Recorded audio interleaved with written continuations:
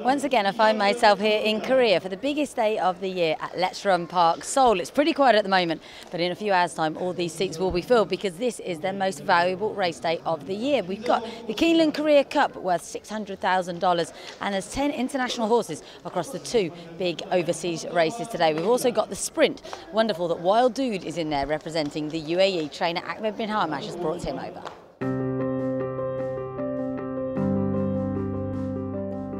The week had actually started with two UAE contenders, but sadly an infected ligament on the eve of the race ruled Jebel Ali winner Ennobled Friend out of the cup.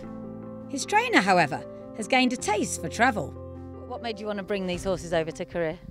Look, it's so interesting to just try something new. It's so interesting. We get them fight to come here, and we say why not? This is just a new challenge for us, and the weather was been not that hot, and we've been working with the horses since Ramadan time. There was treadmill, swimming pool, and being in the track when the weather is good. And then we say, why not? It's a good challenge, and that's good. The owner is happy to come here, and that's good thing for us to get some new experience. Race day saw some 50,000 people converge on picturesque Let's Run Park on the outskirts of Seoul. The two international races are becoming well established, and tireless organiser Sung-ho Ryu was delighted with the turnout for year 3, having spent most of the past few months recruiting. So I spent about 7 months this year to recruit the quality runners, and my major targeting was from Europe.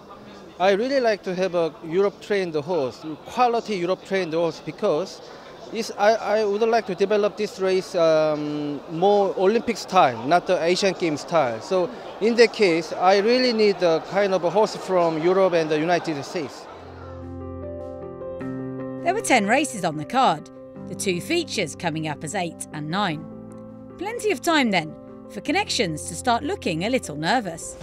Not long before the Keeneland Korea Sprint, the first of the two international races, and behind me you can just see Alessandro Marconi saddling a Wild Dude, our contender for this race, and next to him the lone raider from America, Chablicious, who's a Grade 3 winner. I think he's got quite a good chance. It's a really interesting race. The favourite though from Japan is Moanin. Wild Dude faced 11 rivals and was given a positive ride by Connor Beasley, who had him just wide of the leaders and struck for home in the straight. However, he was outgunned late on by the twin challenge of Hong Kong's Fight Hero and Japan's Moanin, with the latter prevailing by a head. Wild Dude, Guma Rapid still as well. Fight Hero Moanin will have to come with a late run. Chablicious still in touch. Into the final furlong, it's Ace Career who leads the sprint, but he's coming under pressure now from Moanin and Fight Hero on this side. It's between Moanin and Fight Hero. Moanin and Fight Hero, they go to the line. It's Moanin from Fight Hero. It was the second Japanese win in the sprint in 3 years, and a first for jockey Joe Fuji, who knows this track well, having just come to the end of a 3-month stint in Korea.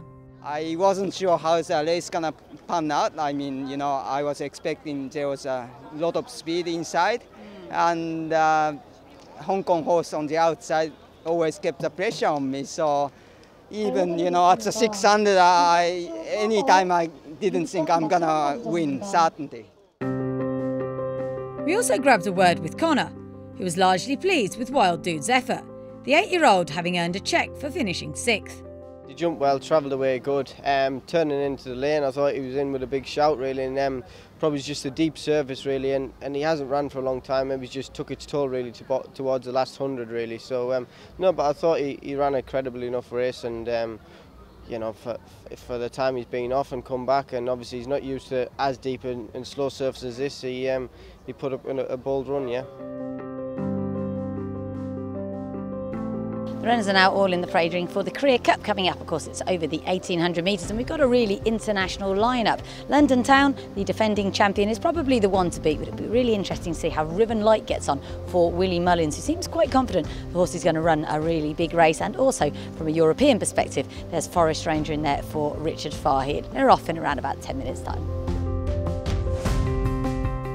Riven Light had quite the support party. Owner Rich Ritchie jetting into Seoul for the race, while none other than top jump jockey Ruby Walsh gave Willie Mullins a hand with the saddling.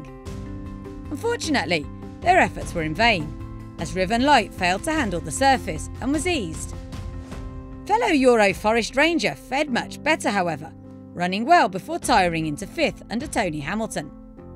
In truth, though, this was a one-horse race, London Town cruising to victory under Yasunari Iwata and smashing the track record. But for the second year in a row, the Keeneland Career Cup is London Town's. London Town wins it, huge run in second by Dol Kong.